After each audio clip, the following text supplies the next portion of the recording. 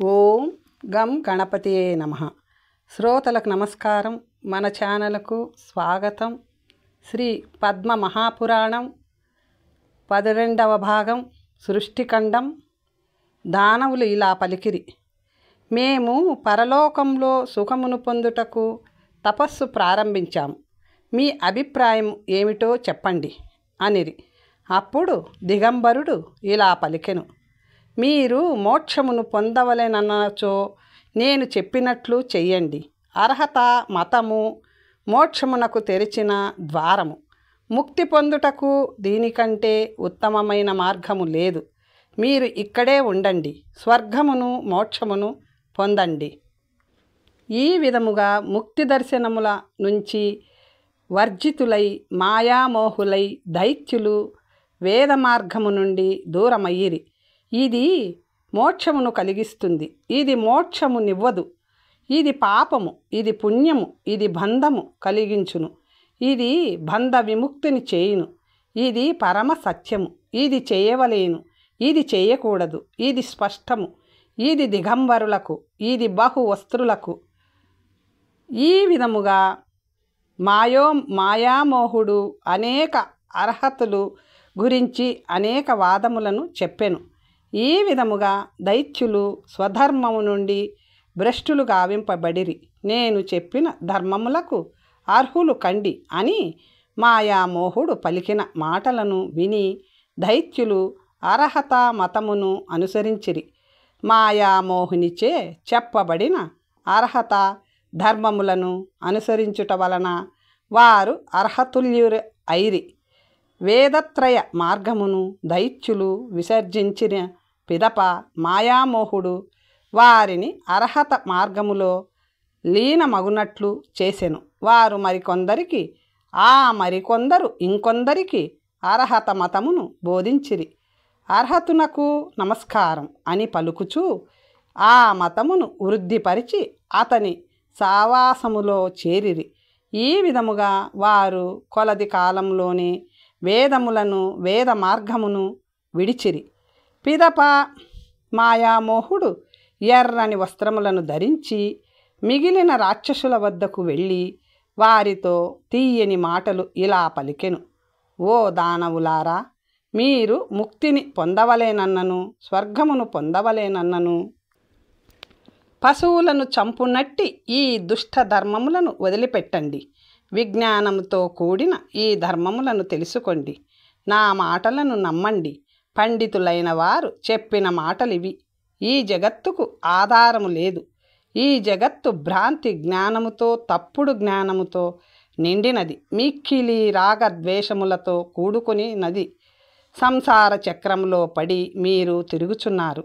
ఈ విధముగా ముక్తిని గురించి నానా విధములుగా అతను పలికిన మాటలు విని వేద ధర్మములను ఆచారములను విడిచిరి. కొందరు వేదములను నిందించిరి, మరికొందరు దేవతలను నిందించిరి. కొందరు యజ్ఞాది కర్మలను నిందించిరి, కొందరు బ్రాహ్మణులను నిందించిరి. జీవహింస ధర్మమునకు కారణము కాదు అన్న ఈ మాట యుక్తము కాదు. అవిస్సులు అగ్నిదగ్ధములైనవి కోవిదులు ఫలితములకు అర్హులగుదురట. యజ్ఞమును చంపబడిన పశువునకు స్వర్గప్రాప్తి కలుగునన్న మాట నిజమైనచో యజమానుడు తన తండ్రిని ఎందుకు బలి ఇచ్చుటలేదు? ఒకడు తిన్నది మరొకనికి సంతృప్తిని కలిగించినచో యాత్రకు వెళ్ళిన వానికి శార్ధము పెట్టవచ్చును కదా. వారితో పాటు ఆహారమును ఎందుకు మూటకట్టుకొని వెళ్ళవలేను? అనేక యజ్ఞములు చేయుట వలన ఇంద్రునకు ఇంద్రత్వము ప్రాప్తించినది. జమ్మి మొదలైన చెట్ల కర్రలను ఇంద్రుడు తిన్నచో ఆకులు తినే పశువు ఇంకా ఉత్తమం కదా. ఇది అంతయు గమనించి ఆలోచించి వేదములను తిరస్కరించండి.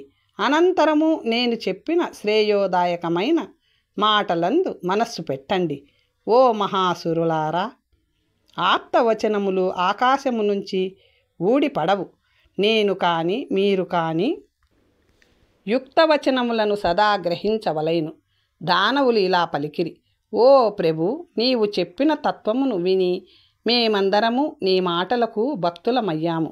నీవు మా యందు ప్రసన్నుడవైనచో మమ్మల్ని అనుగ్రహించవలెను. దీక్షకు యోగ్యమైన సంభారముల అన్నింటినీ తీసుకొని వచ్చదము. నీ అనుగ్రహము వలన మేము మోక్షమును వెంటనే పొందుదమని భావించుచున్నాము. అంతట మాయామోహుడు, ఇదిగో ఇతడే మీ గురువు, మహాజ్ఞాని, ఇతడు ఆజ్ఞ ఇవ్వగలడు, దీక్ష ఇవ్వగలడు అని పలికి శుక్రినివేశములోనున్న బృహస్పతితో, ఓ బ్రాహ్మణ, నా ఆజ్ఞగా ఈ పుత్రులకు దీక్షను ప్రసాదించవలేను అని పలికి మహామోహుడు వెళ్ళిపోయెను. మోహమును పొందిన దానవులు మాయాభార్గవునితో ఇలా పలికిరి, ఓ మహానుభావ, సంసారము నుంచి విముక్తిని కలిగించు దీక్షను మాకివ్వవలేను. ఆ మాటలు విని బృహస్పతి దైత్యులతో, సరే, నర్మదా నదీ తీరమునకు వెళ్ళెదము అని పలికెను. మీకు దీక్ష ఇచ్చెదను, మీ బట్టలు విప్పివేయుడు అని బృహస్పతి పలికిన పిదప దానవులు దిగంబరులైరి. నెమలి పింఛములు, ధ్వజములు, గురువింద గింజల మాలలను ధరించి వారి వెంట్రుకలను పెరికించెను. తల వెంట్రుకలను పెరుకుట ధర్మమునకు మార్గము, కుబేరుడు ధనాధిపతి అయినది. ఈ వెంట్రుకలు పెరకుట వలననే మీరు ఎల్లప్పుడూ బట్టలు లేకుండా ఉండండి. ఈ విధముగా చేయుట వలన మీరు మానవాతీత శక్తిని పొందెదరు. ఈ విషయమును పూర్వము అర్హతుడే స్వయముగా చెప్పాడు. వెంట్రుకలను పెరుకుట వలన ఇహలోకములోని మానవుడు దేవత్వమును పొందును. అందువలన బహుపుణ్యము కలిగించు ఈ పనిని ఎందుకు చెయ్యరు? దేవతలు కూడా భారత వర్షంలో మనుష్య లోకంలో శ్రావక కులము మందు ఎప్పుడు పుడతామో వెంట్రుకలు పెరికించుకొని ఎప్పుడు తపోయుక్తుల వగుదుమా అని వేచి ఉందురు అని బృహస్పతి వారితో పలికెను. 24 మంది తీర్థంకరులను వారు పూజించిరి, గౌరవించిరి. ధ్యానము చేయు ప్రదేశము ఆదిశేషుని చేత నీడ కల్పించబడుతుంది. ఆ నీడలో అర్హతుని మంత్రములతోనూ స్తోత్రములతోనూ పూజించవలేను. ఇలా చేయుట వలన స్వర్గము మోక్షము కూడా లభించును. ఈ విషయములలో వేరే ఆలోచనయే లేదు. సూర్యచంద్రుల వలె తేజోవంతులమై మనమెప్పుడు ఋషుల మగుదుము. వైరాగ్యముతో పంచ అంగములతో మంత్రములను ఎప్పుడూ జపింతుము. ఈ విధముగా కాలము గడిచిన పిమ్మట మృత్యువును ఎప్పుడు పొందుదమో, పుణ్యకర్ములమైన మనకు రాయితో ఏనాడు తల బ్రద్దలగును, ఏకాంతముగా ఎన్నడూ వనములో ఉందుమో, శ్రావకులు చెవిలో ఎన్నడు మంత్రమును ఉపదేశింతురో, ఓ ఋషి, మోక్ష మార్గము వైపు పోవలదు. జీవనోపాయమునకు ఏ పదవులు మీకున్నవచో వాటినన్నింటినీ విడిచిపెట్టుడు. మన మతముననుసరించి నియమములతో నడవండి. తపోనిరతులైన వారు భక్తితో ముక్తిని పొందుదురు. ఇంద్రియ నిగ్రహము, భూతదయ, తపస్సు, ధర్మమని చెప్పబడినది. మిగిలినవన్నీ వట్టి కాలక్షేపము. ఈ ధర్మముతోనే ఉత్తమమైన మోక్షమును పొందుము. ఇది తెలుసుకొని తీర్థంకరులు, ఋషులు పొందిన ఉత్తమ స్థానమును పొందుము. పూర్వము విద్యాధరులు, మహోరగములు, దేవతలు పగలు రాత్రి ధ్యానిస్తూ తమ మనోరథములను పొందిరి. ఈ సంసారమును విడవవలైనను కోరిక మీలో కలిగినచో స్వర్గమునకు అవరోధములైన మీ భార్యలను విడిచిపెట్టండి. ఏ యోనియందు మీ తండ్రి ప్రవర్తించెనో దానిని మీరెట్లు అనుభవింతురు. మీ దేహ మాంసము వంటిదే ఇతర మాంసములు, దానిని మీరెట్లు తిందురు. అంతట దానవులందరూ గురువుతో ఇలా పలికిరి, ఓ మహానుభావా, మీ ముందున్న మీ పిల్లలకు దీక్షను ఇవ్వండి. వారి కోరికను మన్నించి పురోహితుడైన బృహస్పతి అట్లే చేసి వారితో ఇలా చెప్పెను, మీరు అర్హతునికి తప్ప మరొక దేవతకు నమస్కరించకూడదు. తినవలసి వచ్చినప్పుడు ఒకే చోట కూర్చొని అరచేతిలో భోజనము చేయవలేను. వెంట్రుకలు క్రిములు లేని నీరు ఎక్కడున్నను త్రాగవచ్చు. ఇది మంచిది, ఇది చెడ్డది అన్న భేదబుద్ధి భోజనమునందు ఉండరాదు. ఇతరులు దృష్టి పడినది మాత్రము ఎన్నడూ తినరాదు. ఈ విధముగా భోజనము చేయవలేను. ఈ ఆచారమును అనుసరించవలేను. మీరందరూ ఒకే సంగముగా ఉండండి, కలిసి మోక్షమును పొందండి. ఈ విధముగా బృహస్పతి వారికి నియమములను చెప్పి దేవతల స్వర్గలోకమునకు వెళ్ళెను. తాను దానవుల చేత చేయించినదంతా వారికి చెప్పెను. అప్పుడు దైత్యులు నర్మదా నదీ తీరమునకు వెళ్ళి అక్కడే ఉండిరి. ప్రహ్లాదుడు తప్ప మిగిలిన దానవులందరినీ అక్కడ చూసి దేవేంద్రుడు సంతోషించి నముచితో ఇలా పలికెను. యజ్ఞనాశకుడు, ధర్మకంటకుడు, వేద నిందకుడు అయిన హిరణ్యాక్షుని, క్రూర కర్ముడైన ప్రఘూషుని, విఘూషుని, ముచి, బాణ, విరోచనుడు, క్రూరుడైన మహిషుని, చండ ప్రచండులను, దానవ శ్రేష్ఠుడైన రోచమానుని, ఇంకా అనేక మంది రాక్షసులను అక్కడ చూసి దేవరాజైన ఇంద్రుడు ఇలా పలికెను. ఓ దానవేంద్ర, పూర్వము మీరంతా రాక్షసులై పుట్టి స్వర్గము నేలిరి. మరి ఇప్పుడు ఇది ఏమి? ఇప్పుడు ఈ వేద బాహ్యమైన వ్రతమును ఆచరించుచున్నారు. ఈ దిగంబర వేషము, ముండనము, కమండలము, నెమలిపించముల ధ్వజముతో ఎందుకున్నారు అని అడిగెను. అప్పుడు దానవులు ఇలా పలికిరి. మా అసుర స్వభావమునంతా వదిలి మేము ఇప్పుడు ఋషిధర్మమును ఆచరించుచున్నాము. సమస్త జంతువుల జీవుల ఎడ ధర్మవృద్ధికరమైన విషయములనే మేము చెప్పుదుము. ఓ ఇంద్ర, 3 లోకములను నీవు అనుభవింపుము. ఇక నీవు వెళ్ళుము. ఇంద్రుడు సరేనని పలికి స్వర్గమునకు వెళ్ళెను. ఈ విధముగా దేవ పురోహితుడైన బృహస్పతిచే దైత్య దానవులు మోహింపబడిరి. దానవ శ్రేష్ఠులందరూ నర్మదా నది తీరమున ఉండిరి. ఇది అంతా తెలిసిన శుక్రుడు వారికి తిరిగి బోధించి ఈ వ్రతమును మాన్పించెను. అనంతరము దానవులు తిరిగి 3 లోకములను అపహరించుటకు తిరిగి ఆలోచనలను మొదలుపెట్టిరి. రుద్రుడు బ్రహ్మ శిరస్సును ఖండించుట. భీష్ముడు ఇలా పలికెను. పరవీరులను జయించునట్టి సూర్యుడైన అర్జునుడు 3 పురుషులకు పుత్రుడై జన్మించెను. అలాగే కన్యకు పుట్టిన కర్ణుడు సూతపుత్రుడెట్లయ్యెను. వారిరువురికి శత్రుత్వము ఎట్లు కలిగినది, ఇది తెలుసుకొనవలెనని బహు కుతూహలముగా నున్నది. దయచేసి చెప్పవలేను అనెను. అప్పుడు పులస్త్యుడు ఇలా పలికెను. పూర్వము బ్రహ్మ తల తెగినప్పుడు బ్రహ్మకు క్రోధముతో చెమట పట్టింది. నుదుటిపైనున్న చెమటను చేతితో తీసుకొని బ్రహ్మ నేలకేసి కొట్టగా దానిలో నుంచి సహస్ర కవచములతో, కుండలములతో, ధనుర్బాణములతో ఒక వీరుడు పుట్టుకొచ్చెను. నేనేమి చేయవలెనని అడిగెను. అప్పుడు బ్రహ్మ రుద్రుని చూపించి దుర్బుద్ధి అయిన అతనిని తిరిగి జన్మించకుండా వెంటనే చంపు. బ్రహ్మ మాటలు విన్న ఆ వీరుడు రౌద్రలోచనములతో ధనస్సు నెక్కుపెట్టి బాణములతో శివుని వెంట పరిగెత్తెను. అతి ఉగ్రమైన ఆ పురుషుని చూసి శివుడు భయముతో వేగముగా పరిగెత్తి విష్ణువును ఆశ్రయమును అడిగి బదరి చేరెను. విష్ణువు, ఓ విష్ణు శత్రు సంహారక, ఈ నరుని నుంచి నన్ను రక్షించు. భయంకరమైన మ్లేచ్ఛ రూపము గల వీనిని బ్రహ్మ సృష్టించాడు. ఓ జగత్పతి, ఇతడు కోపముతో నన్ను చంపకుండా చూడు అని వేడిన శంకరుని మాటలు విని విష్ణువు హూంకరించి ఆ నరుని మోహపరిచెను.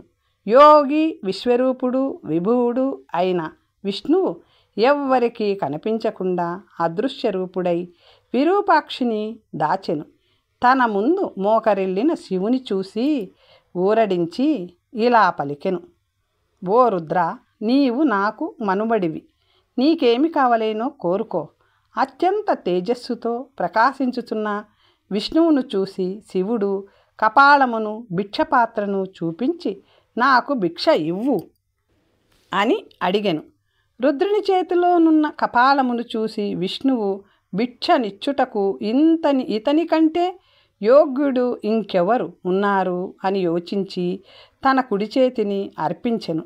శివుడు త్రిశూలముతో ఆ చేతిని పొడవగా అంటే ఖండించగా ఆ స్వామి భుజము నుంచి ద్రవరూపములోనున్న బంగారము వలె అగ్నిజ్వాలల వలె నిర్మలముగానున్న రక్తము శివుడు భిక్ష మర్తించుచున్న కపాళములో భిక్షపాత్రలో పడెను. 55 యోజనముల పొడవు 10 యోజనముల వెడల్పు గల ఆ ధార విష్ణువు చేతిలో నుంచి 1000 దివ్య వర్షముల కాలము నేరుగా వేగముగా విష్ణువు చేతి నుంచి శివుని కపాలంలో పడెను.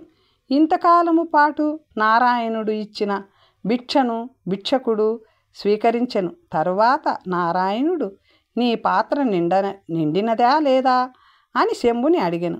సూర్యచంద్రులు కన్నులుగా గలవాడు మేఘగర్జన వంటి స్వరముతో పలికిన మాటలు విని చంద్రుడు భూషణముగా గల పరమేశ్వరుడు 3 కన్నులతో దృష్టిని భిక్షపాత్రపై నిలిపి 3 కన్నులతో చూసి నిండినదని జనార్దనునితో పలికెను.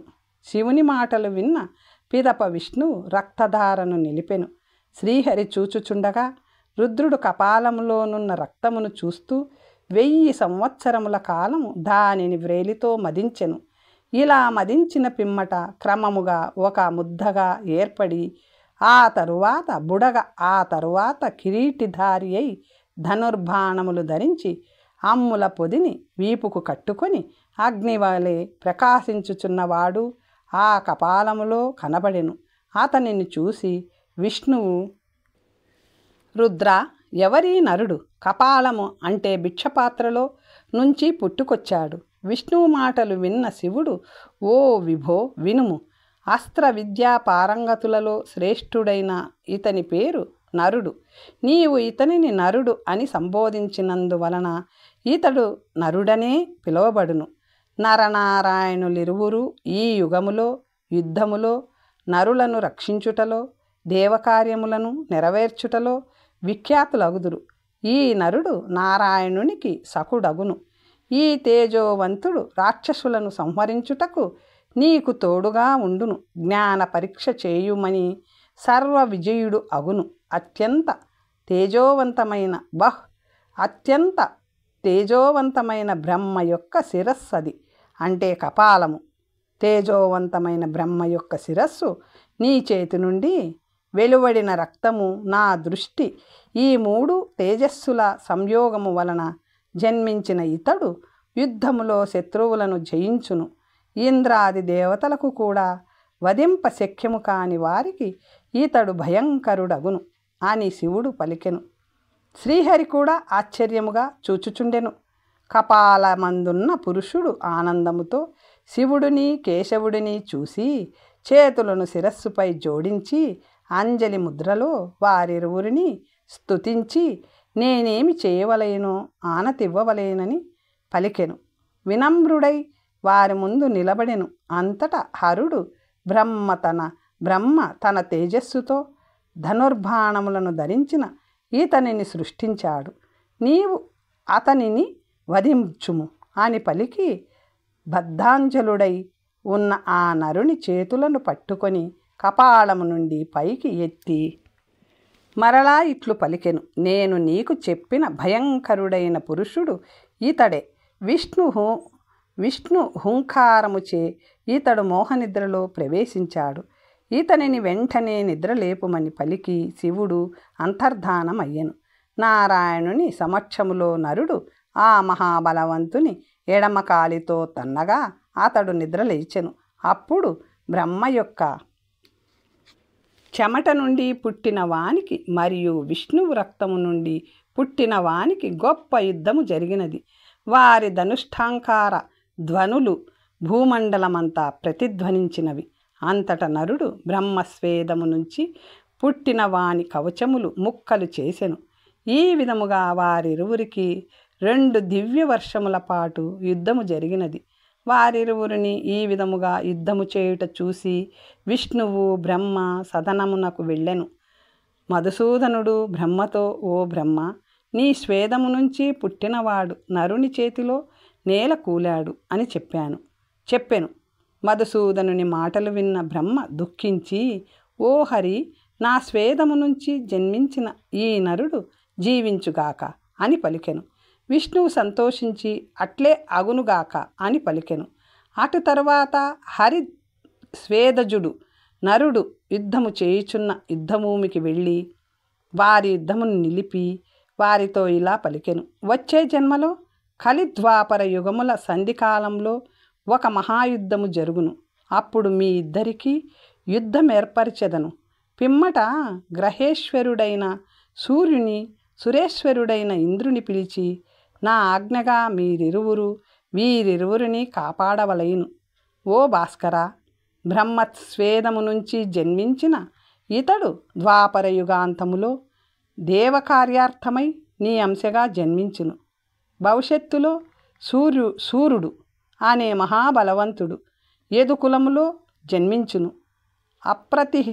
అప్రతిమానమైన రూపము గల మహానుభావురాలైన పృథ అతని పుత్రిక. ఆమె దేవతల కార్యసిద్ధి కోసం జన్మించును. దుర్వాసుడు ఆమె సేవకు మెచ్చి ఆమెకు వరమును, మంత్రములను అనుగ్రహించును. ఈ మంత్రము చేత ఏ దేవుని భక్తితో ఆహ్వానించెదవో ఆ దేవుని అనుగ్రహము వలన నీవు పుత్రుని పొందెదవు అని చెప్పెను. రజస్వల కాలంలో ఆమె ఉదయించుచున్న నిన్ను చూసి నిన్ను ధ్యానించును. ఆమె గర్భంలో నీవు కాననీయుడుగా, కన్యకు పుట్టిన వాడుగా దేవకార్యార్థమై నీవు జన్మింతువు. తేజోరాశి అయిన దివాకరుడు అట్లే చేసెను. ఆ కన్య గర్భములో బలగర్వితుడైన పుత్రుని జనించెదను. జనులు అతనిని కర్ణుడు అని పిలిచెదరు. నా అనుగ్రహము వలన అతడు బ్రాహ్మణులకు ఇవ్వని వస్తువు ఏదియూ ఉండదు, అనగా దాన శ్రేష్ఠుడగును అని అర్థం. నీవు చెప్పినట్లే అటువంటి ప్రభావం కలిగిన పుత్రుని ఉదయింపచేసేదను. మహానుభావుడైన సూర్యుడు విష్ణువుతో ఆ విధముగా పలికి అంతర్ధానమయ్యెను. భాస్కరుడు వెళ్ళిన పిదప నారాయణుడు ప్రీతితో ఇంద్రునితో ఇలా పలికెను. ఓ సహస్రనేత్ర, నా అనుగ్రహము వలన నా రక్తంలో నుంచి పుట్టినవాడు ఈ నరుడు.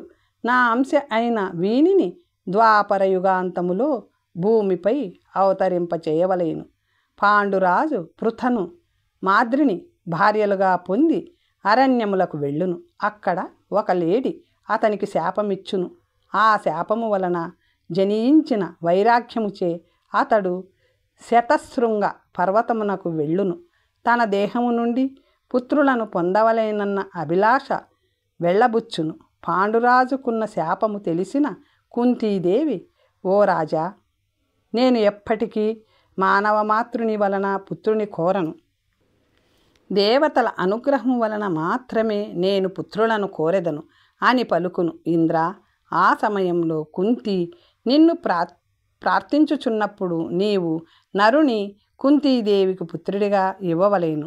ఓ శచీపతి, నేను చెప్పినట్లు నీవు చేయుము. అంతట దేవేంద్రుడు దుఃఖితుడై విష్ణువుతో ఇలా పలికెను. ఈ మన్వంతరములో 24వ మహాయుగములో రావణాసురుని సంహరించి దేవతలకు శాంతి ప్రసాదించుటకు నీవు రఘుకులంలో దశరథుని గృహములో రామునిగా అవతరించితివి. సీతాన్వేషణార్థమై నీవు అడవులలో సంచరించితివి. సూర్యుని పుత్రుడైన సుగ్రీవుని హితము కోసం నా పుత్రుడు వానరరాజు వారిని సంహరించితివి. ఆ దుఃఖము నన్నింకనూ వేధించుచున్నది. అందువలన ఈ నరుని నేను కుమారునిగా స్వీకరించను. ఈ విధముగా ఏదో ఒక సాకు చెప్పి నరుని పుత్రునిగా స్వీకరించనని పలికిన దేవేంద్రునితో భూభారమును తగ్గించుటకు శ్రీహరి ఇంద్రునితో ఇలా పలికెను. దేవతలకు ప్రభు సూర్యపుత్రుని నాశనమునకు నీ పుత్రుని జయము కోసము నేను ఈ మర్త్యలోకములో అవతరించెదను. సారథ్యము వహించి కురుకులమును నాశనము చేసేదను. విష్ణువు పలికిన మాటలు విని దేవేంద్రుడు సంతోషించి ఆనందముతో, స్వామి, నీ మాటలు నిజమగుగాక అని పలికెను. నారాయణుడు ఇంద్రునికి వరములనిచ్చి పంపివేసెను. పిదప పుండరీకాక్షుడు బ్రహ్మదేవునితో ఇలా పలికెను. చరాచరములతో నిండిన ఈ 3 లోకములను నీవు సృష్టించావు. ఓ బ్రహ్మదేవా, మేమిరువురము నీ కార్యము నెరవేర్చుటలో నీకు సహాయపడెదము. నీవు చేసిన సృష్టిని నీవే నాశనము చేయుచున్నావన్న విషయము నీవు తెలియకున్నావు. ఈ శంభుడిని చంపాలన్న కోరికతో నీవు జుగుప్సాకరమైన పని చేసితివి. శివునిపైనున్న కోపముతో నీవు ఈ మనిషిని సృష్టించితివి. ఈ పాపము నుంచి విముక్తుడవగుటకు నీవు గొప్ప ప్రాయశ్చిత్తము చేయవలేను. అగ్నిత్రయములను స్వీకరించి పుణ్యతీర్థములలో కానీ, పుణ్యవనములలో కానీ, పుణ్యదేశము కానీ అగ్ని ఆహుతులను ఇవ్వు. మా రక్షణలో నీవు భార్యాసహితుడవై యజ్ఞము చేయుము. ఓ జగత్పతి, సమస్త దేవతలు, ఆదిత్యులు, రుద్రులు నీ ఆజ్ఞను శిరసా వహింతురు. నీవు తీసుకువెళ్ళవలసిన 3 అగ్నులలో ఒకటి గార్హాప్రత్య అగ్ని, రెండవది దక్షిణాగ్ని, మూడవది హవనీయాగ్ని. ఈ మూడింటిని 3 కుండలలో కల్పించు. గుండ్రని దాని యందు నిన్ను, ధనస్సు ఆకృతిలోనున్న దానిలో నన్ను, చతుష్కోణ రూపములోనున్న దానిలో హరుని రుక్ ఎదుర్సామ మంత్రములతో అర్చించు. తపస్సు చేత అగ్నిని సృష్టింపబడిన తరువాత గొప్ప వృద్ధిని పొంది 1000 సంవత్సరముల కాలం ఆహుతులను సమర్పించుము. ఇహలోకములో అగ్నిహోత్రము కంటే పవిత్రమైనది ఇంకొకటి లేదు. ఈ భూమిలో ద్విజులు అగ్నిహోత్రమును చక్కగా చేయుట వలన పరిశుద్ధులవుచున్నారు. ఇది దేవలోకమునకు మార్గములుగా బ్రాహ్మణుల చేత చెప్పబడినది. గృహస్థుడైన ద్విజుడు సదా ఒక అగ్నిని ధరించవలయును. అగ్ని లేకుండా ద్విజుడు గార్హాస్త్రమును ఎన్నటికీ పొందడు. భీష్ముడు ఇలా పలికెను. కపాలము నుంచి ఉద్భవించిన ధనుర్ధారుడైన నరుడు తన కర్మ వలన జన్మించాడా, లేదా మాధవుని వలన జన్మించాడా, లేక రుద్రుని వలన జన్మించాడా, లేక బుద్ధిపూర్వకముగా జన్మించాడా? ఓ బ్రాహ్మణోత్తమ, హిరణ్యగర్భుడైన బ్రహ్మదేవుడు అండము నుంచి 4 ముఖములతో పుట్టాడు. మరి అతనికి 5వ ముఖము ఎట్లు కలిగినది? సత్వములో రజస్సు ఎన్నడూ కనిపించదు. అలాగే రజస్సులో కూడా సత్వమెన్నడూ కానరాదు. సత్వగుణము ఉండే బ్రహ్మదేవుడు ఉద్రిక్తుడెలా అయ్యాడు? మూఢుడై హరుని చంపుటకు నరుని ఎందుకు పంపించెను? పులస్త్యుడు ఇలా పలికెను. హరిహరులిరువురును సత్పథమును ఉన్నవారు. వారిరువురికి జరిగినది కానీ జరగనిది కానీ వారికి తెలియనిది లేదు. బ్రహ్మదేవునకు 5వ ముఖము ఊర్ధ్వముగా వచ్చెను. ఆ విధముగా బ్రహ్మదేవుడు రజోగుణపూరితుడై మూఢుడయ్యెను. తన తేజోబలము చేతనే ఈ సృష్టినంతటిని తాను చేసెనని భావించెను. దేవతలు, గంధర్వులు, పశుపక్షి మృగములతో నిండిన ఈ సృష్టిని సృష్టించిన తనకంటే అధికుడైన వాడు ఎవ్వడూ లేడని భావించెను. ఈ విధముగా పంచముఖుడైన బ్రహ్మ మూఢుడయ్యెను. తూర్పు ముఖముగానున్న ముఖము నుంచి ఋగ్వేదమును ఉద్భవించెను. అతని 2వ ముఖము నుంచి యజుర్వేదము ప్రవర్తించెను. 3వ ముఖము నుంచి సామవేదము, 4వ ముఖము నుంచి అథర్వణ వేదమును వచ్చెను. ఊర్ధ్వముఖముగానున్న 5వ ముఖముతో వేదముల యొక్క అంగములు, ఉపాంగములు, ఇతిహాసములు, రహస్యములను, సంగ్రహములను వేదములతో పాటు ఊర్ధ్వదృష్టి కలిగిన 5వ ముఖముతో అధ్యయనము చేసెను. సురాసురులందరూ బ్రహ్మదేవుని పంచమ ముఖము యొక్క అత్యద్భుతమైన వర్చస్సుకు సూర్యుని ముందు దీపము వలె ప్రకాశము కోల్పోయిరి. దేవాసురులందరూ వారి వారి నివాసములలో కూడా భయముతో జీవించుచుండిరి. బ్రహ్మ ఎవ్వరినీ లెక్క చేయకుండా అందరినీ తిరస్కరించుచుండెను.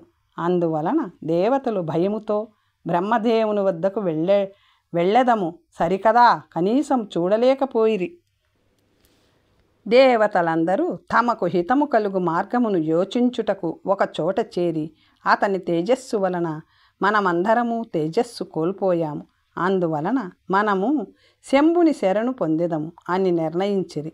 అలా వారందరూ శివుని వద్దకు వెళ్ళిరి. దేవతలు ఇలా పలికిరి, సమస్త జీవులకు ఈశ్వరుడా మహేశ్వరుడా, నీకు పదే పదే మా నమస్కారములు. ఓ జగద్యోని, ఓ పరబ్రహ్మ, భూతములలో నీవు సనాతనుడవు. నీవు విష్ణువుతో కలిసి ఈ సమస్త లోకములకు కారణమై ధరించుచున్నావు. ఈ విధముగా దేవతల చేతను, ఋషుల చేతను, పితృదేవతల చేతను, దానవుల చేతను స్తుతింపబడిన పిదప శివుడు అదృశ్య రూపములోనే దేవతలారా, మీకేమి కావలేను కోరుకొనుడు అని పలికెను. తర్వాత కథ వచ్చే భాగంలో తెలుసుకుందాం. నమస్తే.